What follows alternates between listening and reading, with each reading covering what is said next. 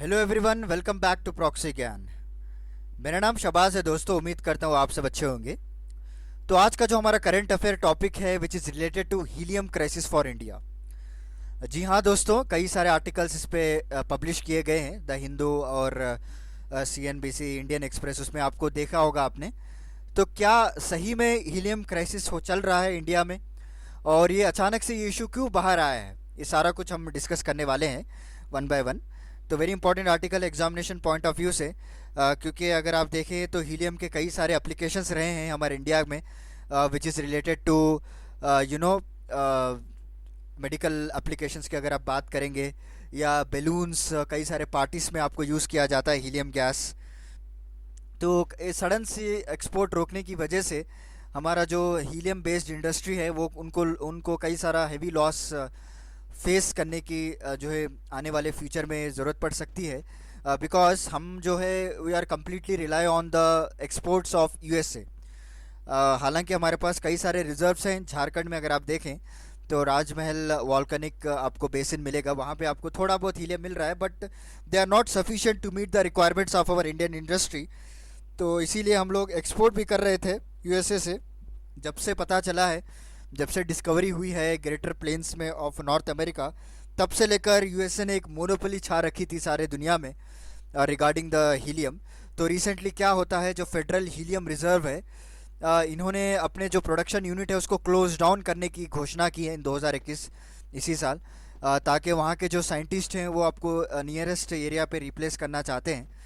तो इसके वजह से सडन क्लोज डाउन की वजह से हमारे जो एक्सपोर्ट्स हैं वो कट ऑफ हो चुके हैं। हमारे जितने भी ऑर्डर्स हैं वो डिले हो चुके हैं ऑलरेडी, और हम लोगों को हीलियम की कई सारी ज़रूरत पड़ रही है। तो why there is a helium storage, तो इन्होंने ये रीज़न दिया है वहाँ की जो कंपनी है। तो करेंटली अगर आप देखेंगे उनके पास जितना भी डिमांड आया हुआ है उसको वो एक्सपेक्टेड डिलीवरी कर नहीं पा रहे हैं।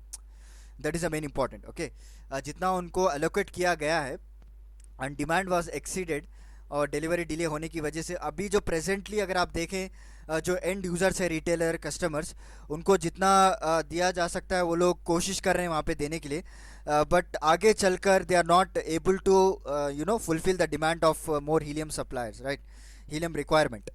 तो इसकी वजह से यहाँ पे हीलियम शॉर्टेज होने की वजह से they are going to shut down this plant, and they are relocating for the major plants, जो अभी जहाँ पे ज़्यादा स्टोरेज मिले उनको, तो वहाँ पे रीलोकेट करने की बात कर रहे हैं। तब तक के लिए थोड़ा गैप आ जाएगा हम लोगों के लिए, जो भी इंपोर्ट बेस्ड कंट्रीज़ हैं लाइक इंडिया, और जो साउथ ईस्ट एशिया में जितने भी कंट्रीज़ हैं उनको थोड़ा गैप आ जाएगा, क्योंकि सप्लाई कट होने वाली है अभी आने वाले चलने, ठीक है, कुछ दिनों में। तो इंडिया में हीलियम का क्या महत्वपूर्ण रहा है, so what is the importance of helium, उसके बारे में हम जानते हैं। तो हर साल जो है इंडिया 55,000 करोड़ रुपीस का हीलियम इंपोर्ट कर रहा है, ताकि वो हमारे जो रिक्वायरमेंट्स है उसको मीट कर सकें। आप सभी लोग जानते हैं जो पार्टी बैलून्स में आपको हीलियम यूज़ किया जाता है, मेडिसिन में भी they are going to use this helium scientific research के लिए, राइट। और आपको मैग्नेटिक रेजोनेंस इमेजिंग स्कैन्स के लिए रॉकेट्स में, न्यूक्लियर रिएक्टर्स में, ढेर सारे इसके एप्लीकेशंस है दोस्तों। ऐसा नहीं है कि हम लोग ऐसे ही हर साल 55,000 करोड़ स्पेंड कर रहे हैं फॉर द इम्पोर्ट्स। तो अगर सडन सी अगर इस तरह से फेडरल हीलियम रिजर्व घोषणा करती है कि हम हमारे जो प्रोडक्शन यूनिट है उसको कट ऑफ कर रहे हैं, और जो बचा कुचा है उसको हम एक्सपोर्ट कर सकते हैं, और जो ऑलरेडी जो ऑर्डर लिए गए हैं उसको वो लोग मीट कर नहीं पा रहे हैं, तो ऑब्वियसली जितना हमारे पास स्टोरेज रहेगा उतना हम लोग यूज़ कर पाएंगे। तो आगे चलकर इसको अगर प्रॉपर डिलीवरी टाइमलाइंस मीट ना हो तो we will definitely face the shortage of helium in our country. Okay, so कई लोगों का ये सोच सकते हैं आप कि अगर आप हीलियम प्रोड्यूस कर रहे हैं तो उसको आप एक स्टॉक पाइल, एक स्टोरेज में स्टोर कर सकते हैं when it's available. So because इनका रीज़न यही है कि ये एक्स्ट्रॉर्डनरी एक्सपेंसिव और डिफ़िकल्ट टू स्टोर है दोस्तों, okay, because it is a coldest substance. आपको वेरी जो है बहुत ही ठंड में आपको रखना पड़ता है इसको, बहुत ही माइनस डिग्री में हीलियम को मेंटेन करना पड़ता है, राइट। अगर थोड़ी भी हीट अगर उसको लगेगी वो गैस में कन्वर्ट हो जाएगा। तो इसीलिए इस चीज़ के लिए ये लोग स्टोर नहीं कर पाए हैं। तो कई लोग ये भी सोच सकते हैं ना, तो so why not stockpile helium, okay, when it's available. जब ये लोगों के पास था हीलियम सबसे ज़्यादा, तो स्टोर क्यों नहीं कर पाए। जैसे कि हम पेट्रोलियम रिजर्व करते हैं, क्रूड ऑयल का रिजर्व कर किया जाता है, तो हीलियम को आप इसी तरह क्यों रिजर्व नहीं कर पाए? ये one of the most biggest question. तो इसका आंसर इन्होंने यही दिया, और ऑब्वियसली ये साइंटिफिकली प्रूव भी है कि अगर आप हीलियम को स्टोर करना चाहते हैं तो उसको आपको बहुत ही कोल्डेस्ट टेम्परेचर में रखना पड़ेगा। अगर टाइनी बिट ऑफ हीट भी अगर लगेगी ना उसको, it will convert into the gas. Okay, तो लेट्स मूव ऑन। आगे चलकर हम इसके बेसिक्स के बारे में भी पढ़ते हैं।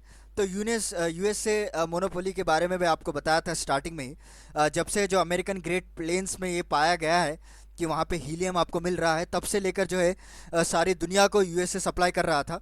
सो we are completely rely on USA, but now Qatar भी ऐसी कंट्री है जो अभी हीलियम सप्लाई करने के लिए we have other option also, but इतना नहीं है जितना यूएसए के पास है। ओके, तो यूएसए ने कई सारे स्टोर हाउस भी बनाए हैं हीलियम के रिगार्डिंग। तो इसीलिए क्या है, पूरी दुनिया में यूएसए मोनोपोली छा चुका था। अब सडनली प्रोडक्शंस जो सप्लाई कट करने की वजह से कई सारे जो हीलियम इंपोर्ट बेस्ड कंट्रीज़ हैं उनको इफेक्ट पड़ रहा है, स्पेशली इंडिया आल्सो, राइट। तो चलिए थोड़ा बहुत बेसिक्स के बारे में हम पढ़ लेते हैं। ये आज का जितना भी करंट अफेयर्स था मैंने आपको बता दिया है। तो एग्ज़ाम में आपको कई सारे क्वेश्चंस बेसिक से भी पूछे जाते हैं। तो अबाउट हीलियम के अगर आप जानेंगे, तो helium is a chemical element which has atomic number of 2।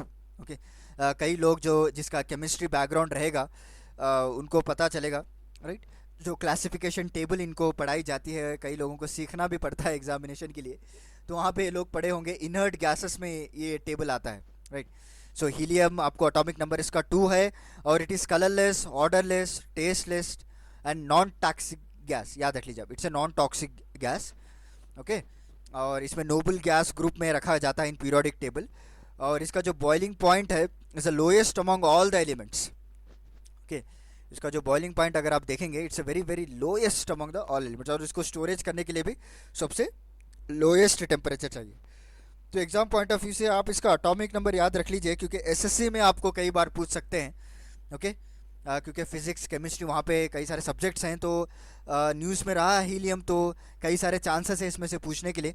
और it is colourless, odourless, tasteless और non toxic gas. Next, discovery of helium की अगर बात करें, तो पहली बार जो हीलियम पाया गया था around the atmosphere of sun. Okay, so before we are going to find out in earth, we have find out the helium is present at the atmosphere of the sun. इसको किसने find out किया गया था, इसको किसको discover किया गया था? फ्रेंच के एक एस्ट्रोनॉमर थे जिनका नाम था जैनसन। ओके, तो उनके ज़रिए से इन्होंने ये जो सोलार का जो क्रोमोस्फियर है वहाँ पे जब एक्सपेरिमेंट किया गया, तो उनको पाया गया था helium gas exist abundantly in the around the sun. Okay, और उसके बाद जोसेफ नॉर्मन लॉकहेर ने, उन्होंने भी कई सारे एक्सपेरिमेंट्स किए गए हैं, और इनके ज़रिए से हीलियम बोल के नाम पड़ा है दोस्तों। Okay, so who named helium? The scientist name is Joseph Norman. Okay, and who discovered first time कि हीलियम मौजूद है इन सन एटमॉस्फियर में, उनका नाम है जॉनसन। तो ये दो डिफरेंट डिफरेंट नाम है। Okay, it's very important to note down, आपको कई बार एग्जामिनेशन में पूछ सकते हैं। नेक्स्ट, हमारे अर्थ की बात की जाए, तो पहले तो 1868 में सन के अतराफ जो एटमॉस्फेयर है वहाँ पे हीलियम है बोल के डिस्कवर किया गया था। अर्थ की बात करें तो सर विलियम रामसे, इन्होंने अर्थ में जब एग्जिस्टेंस है हीलियम, तो 1895 में इन्होंने फाइंड आउट किया था। ओके, और उसके बाद कई सारे ऐसे एक्सपेरिमेंट्स चले, और कई सारे मटेरियल्स में आपको हीलियम मौजूद है बोल के फाइंड आउट किया गया था 1906 में। एक इंग्लिशमैन थे by name of Morris traverse, इन्होंने हीलियम को एक्सट्रैक्ट किया गया था by heating up the monazite rock. Okay, अब अभी जो है आपको केरला बीच में ज़्यादातर देखने को मिलेंगे। तो अगर आप इस मोनोजाइट सैंड को या मोनोजाइट रॉक को अगर आप हीट करेंगे तो वहाँ से आपको हीलियम गैस मिलेगी। But anyhow this kind of helium materials are not sufficient to meet the requirements of our Indian industry, तो इसीलिए हम लोग जो है एक्सपोर्ट कर रहे थे यूएसए से। तो अभी सडन जो है रोकने की वजह से अभी हम लोगों को कई सारे क्राइसिस को फेस करना पड़ रहा है। तो स्टोरेज की अगर बात करें, क्या हमारे इंडिया में भी स्टोरेज अवेलेबल है हीलियम का? जी हाँ दोस्तों, इंडिया का जो राजमहल वॉल्केनिक बेसिन है मेनली आपको झारखंड एरिया में पाया जाता है, तो उसको एक हीलियम का स्टोर हाउस माना जाता है। और कई बिलियन साल पहले वहाँ पे जो हीलियम अटक गया था, मतलब it was trapped into the soils and the Sands of this basin. Okay, so at present जितने भी रिसर्चर्स हैं, जितने भी साइंटिस्ट हैं, वहाँ पे एक्सप्लोर करने की कोशिश कर रहे हैं, but they are not still successful. तो इसीलिए हम लोग फॉरेन कंट्रीज़ के ऊपर डिपेंड हुआ करते थे for the helium extraction and for the helium supply also. चलिए देखते हैं क्या होता है, इंडिया क्या अल्टरनेट लेकर आता है। तब तक यूएसए नेक्स्ट एक्सपोर्ट भेजें, तब तक इंडिया का अल्टरनेटिव क्या होता है, that is also very important. तो आप इसके बेसिक्स याद कर लीजिए। इसका रीज़न मैंने आपको बता दिया क्या इसका रीज़न था, और हमने बेसिक से भी आपको पढ़ा दिया हीलियम का एटॉमिक नंबर क्या है, राइट। और ये एक और कलरलेस ऑर्डरलेस गैस है, डायरेक्टली आपको पूछ सकते हैं एग्जामिनेशन पॉइंट ऑफ व्यू में। और स्टोरेज की बात करें तो इंडिया में भी आपको इसके स्टोरेज मिल रहे हैं, but they are still at exploration stage दोस्तों। अभी इसको प्रॉपरली एक्सप्लोर नहीं किया गया है।